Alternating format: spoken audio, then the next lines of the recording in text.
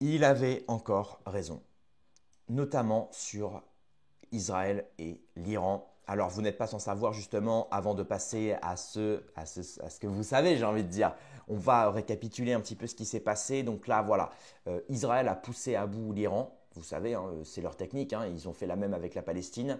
Ils poussent à bout, ou du moins l'OTAN a fait la même avec la Russie. Ils font tout en sorte pour pousser à bout l'ennemi, pour que l'ennemi puisse attaquer. Et justement, le jour où l'ennemi est prêt à attaquer, les caméras sont braquées. Comme ça, la personne qui est censée se défendre, comme la Russie face à l'Ukraine, comme la Palestine face à Israël, comme l'Iran face à Israël, eh bien, ils puissent passer justement pour l'agresseur originel. C'est leur technique, hein, voilà. Ils vous poussent à bout. Hein. Je fais toujours la métaphore de l'harceleur harcelé au collège, hein, vous savez, celui qui vous pousse dans le couloir, qui vous vole votre bout de pain à la cantine, celui qui vous fait un croche-patte, et puis le jour où vous lui mettez une baigne, il s'arrange pour que vous soyez devant les surveillants. Comme ça, le jour où vous lui mettez une baigne, les surveillants ne voient que la baigne que vous lui mettez, donc vous prenez la punition totale. Et évidemment, ils ne savent pas que derrière, on vous a poussé à bout. Voilà, c'est l'éternel cas de l'harceleur harcelé, chers amis. Bref, donc, Israël prêt à frapper l'Iran, les États-Unis évacuent en urgence. D'ailleurs, actuellement, Netanyahou s'est réfugié en Grèce. Voilà. Donc, on peut voir effectivement que du côté de l'Europe, la France et la Grèce, c'est vraiment la collaboration la plus totale. Hein. Netanyahou se sent en danger. C'est pas pour rien, effectivement, parce que l'Iran a riposté dans la nuit, comme vous le savez. C'est un petit peu le bordel en ce moment. On va pas se mentir. Il ne manquerait plus que la Chine attaque Taïwan. Et puis là, on serait sur vraiment niveau conflits mondiaux. Je pense que la génération 2000, on aura vraiment tout vécu, les mecs. Hein. Ah non, vraiment. Donc, Trump voulait un accord. Israël a tout fait pour l'en empêcher. Donald Trump a tenté jusqu'au dernier moment de négocier un nouvel accord nucléaire avec l'Iran. À Camp David, il a réuni ses conseillers pour explorer toutes les options diplomatiques, fixant une échéance claire, aujourd'hui dépassée. Mais ces efforts ont été systématiquement torpillés. Selon des sources proches du dossier, Israël a multiplié les provocations. Ces manœuvres ont non seulement fragilisé les pourparlers, mais elles ont aussi poussé Téhéran à durcir sa position, promettant une riposte massive en cas d'attaque. Voilà, voilà. Le pétrole flambe, les marchés réagissent. Évidemment, ça a aussi un lien. C'est ce que nous disait Gérard Chevrier. Il nous disait que les États-Unis aujourd'hui produisent 12 millions de barils par jour, mais ils en consomment plus de 20 millions.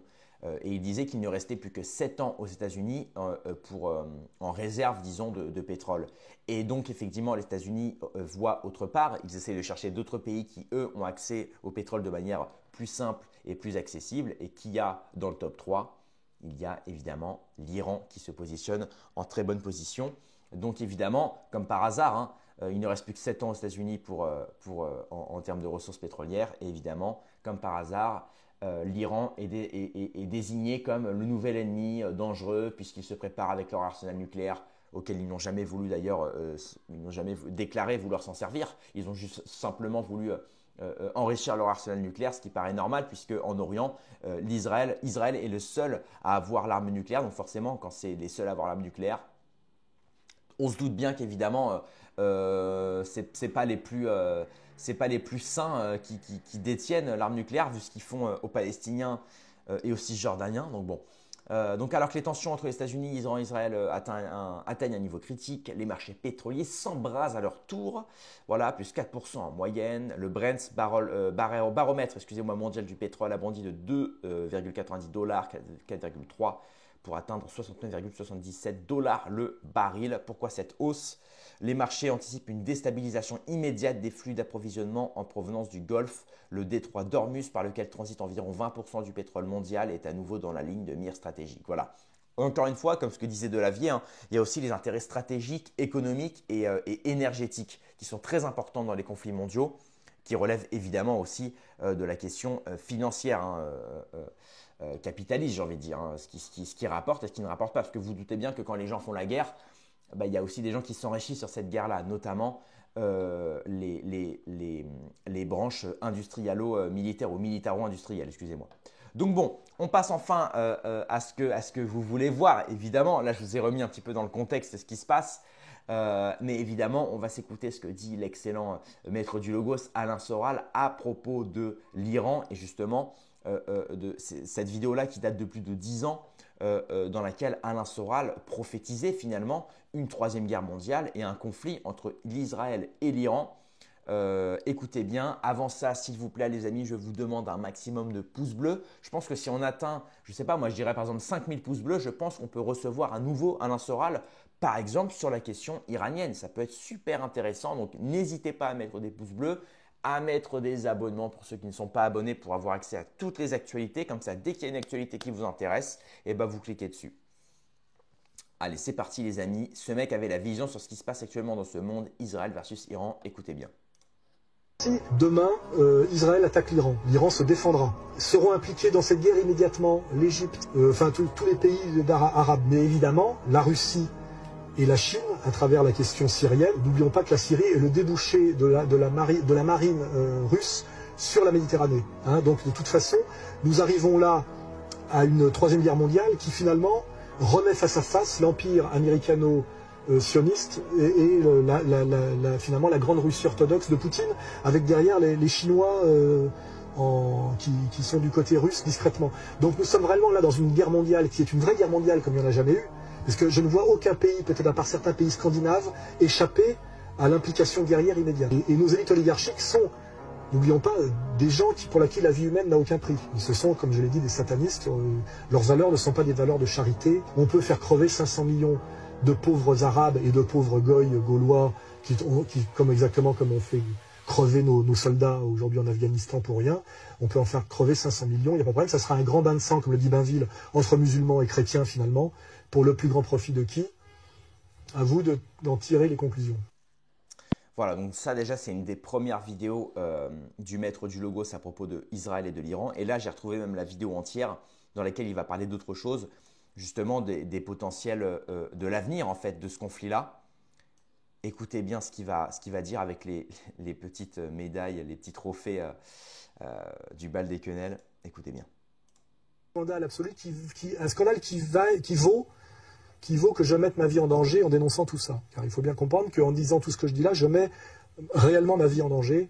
Et je pense que les gens qui m'écoutent et me suivent savent exactement par qui je risque demain d'être mis à mort, même si ça se fait par des médiations salafistes, et pourquoi. Hein, voilà.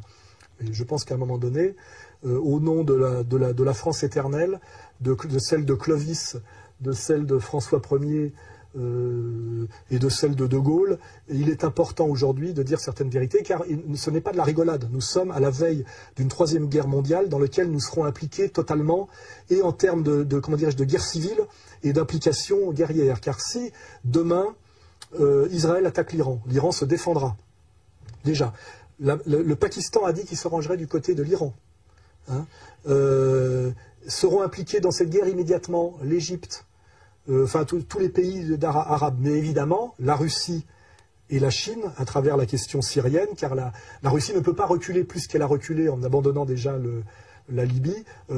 N'oublions pas que la Syrie est le débouché de la marine russe sur la Méditerranée. Hein. Donc de toute façon, nous arrivons là à une troisième guerre mondiale qui finalement remet face à face l'empire américano-sioniste et finalement la grande Russie orthodoxe de Poutine, avec derrière les Chinois qui sont du côté russe discrètement. Donc nous sommes réellement là dans une guerre mondiale qui est une vraie guerre mondiale comme il n'y en a jamais eu, parce que je ne vois aucun pays, peut-être à part certains pays scandinaves, échapper à l'implication guerrière immédiate, à cause de cette saloperie globale qui est comment dirais-je, ce projet américano-sioniste à la fois bancaire et oligarchique et délirant, face à une troisième guerre mondiale qui sera, comment dirais-je, sur une courbe exponentielle par rapport à la première et la deuxième. La première, c'est 20 millions de morts, la deuxième, c'est 50 millions de morts.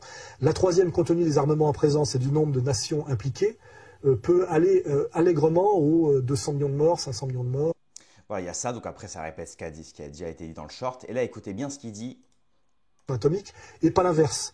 Donc on est à chaque fois, comme pour tous les sujets dont j'ai parlé, dans l'inversion transfert et l'inversion accusatoire, où l'État sioniste est un État artificiel qui n'a aucune légitimité, contrairement à l'État perse, qui n'est pas expansionniste, qui est multimillénaire et qui a toujours été protecteur des Juifs. Il faut lire Esther, hein, il faut lire les Écritures. Donc pourquoi cet acharnement anti-perse par l'État sioniste alors que les Perses sont des protecteurs des Juifs, y compris aujourd'hui?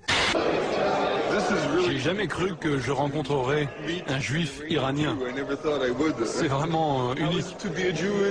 C'est comment d'être juif en Iran? Vous devez vous rappeler que les juifs vivent en Iran depuis plus de 30 siècles. D'Iran n'est absolument pas persécuté et est présente au Parlement et vit en paix et en bonne intelligence. Hein. Donc, L'Iran n'a pas la guerre, n'a pas la bombe, ne veut pas s'en servir contre Israël.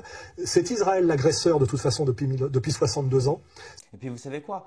En fait, vous savez, le plus grand risque pour Israël, c'est que l'Iran détienne la bombe nucléaire. Et surtout qu'une fois que l'Iran aura la bombe nucléaire, les pays arabes se mettront du côté de l'Iran. Aujourd'hui, aucun pays arabe n'est du côté de l'Iran, et n'est du côté même des Palestiniens. Pourquoi? Parce qu'Israël est la seule à avoir l'arme nucléaire, justement, dans cette zone-là. Et c'est pour ça qu'ils en ont peur, tout simplement. Et parce que la plupart des pays, notamment l'Arabie Saoudite, le Qatar, etc., sont infestés de bases américaines. C'est tout simplement pour ça. Ils sont malins. C'est pour ça, en réalité. Il y a des questions, il ne suffit pas de penser blanc ou noir comme des droits tardés. Il suffit de comprendre ce qui se passe géopolitiquement parlant. Et c'est ça la réalité. Alors que l'Iran, aujourd'hui, soutient effectivement le Hamas, soutient les Houthis, soutient le Hezbollah, etc. Donc forcément, et ils n'ont pas peur parce qu'aujourd'hui, ils produisent. Et on voit qu'effectivement, Israël a décidé, certainement avec l'aval de Trump, et inversement, aujourd'hui d'attaquer les sites stratégiques nucléaires iraniens, justement pour déstabiliser cette tentative de réconciliation entre les pays arabes en Orient face à Israël. Parce que si aujourd'hui l'Iran avait la bombe nucléaire, je peux vous garantir que tous les pays arabes se rangent du côté de l'Iran et c'est bye bye Israël. C'est bye bye Israël, bien évidemment. Évidemment, ce n'est pas souhaitable qu'ils attaquent Israël dans le sens où ça va toucher des civils, ça va évidemment perpétrer une troisième guerre mondiale. Mais en tout cas, le fait que l'Iran détienne l'arme nucléaire officiellement et que les pays arabes se rangent du côté des Perses et du côté de l'Iran, évidemment, ça ne pouvait qu'être souhaitable en réalité. Parce que là, ça paraît horrible pour des pays arabo-musulmans de se ranger du côté d'Israël ou du moins d'être purement inactifs et face à ce qui se passe aujourd'hui du côté palestinien. C'est pour ça que la plupart ne comprennent pas d'ailleurs. Les gens disent mais regarde, pourquoi les pays arabo-musulmans ne soutiennent pas la Palestine, ne soutiennent pas… Ah oui, mais c'est normal, ils ne peuvent pas. Ils ne peuvent pas. C'est ça qu'il faut bien comprendre. Et donc évidemment, c'est pour ça que la bombe nucléaire et la question iranienne étaient la plus importante certainement de ces derniers temps. La plus importante. Et ça, c'est des sujets qu'on a déjà abordés avec Gérard Chevrier. Interview disponible sur ma chaîne YouTube, bien évidemment. C'est Israël le pays légitime et pas la Perse d'Ahmadinejad. La Perse n'a aucun projet expansionniste. Et ce depuis des siècles, n'est qu'un pays systématiquement attaqué par les Anglais, les Français, et globalement il y a l'impérialisme judéo-anglo-saxon qui a mené à l'Israël contemporain. C'est pour ça d'ailleurs qu'il faut arrêter de dire que l'Iran, je vois des tweets, des trucs qui disent oui, l'Iran voulait déstabiliser l'Occident, mais arrêtez quoi les mecs, arrêtez les mecs, il faut réfléchir. Citez-moi une seule phrase ou un seul acte de la part de l'Iran qui mettait en péril aujourd'hui l'Occident. Il n'y a absolument rien. Vous ne trouverez rien. L'Iran n'est pas expansionniste. C'est ça qu'il faut comprendre. Et ce, depuis plus de 250 ans. Il faut le comprendre, ça.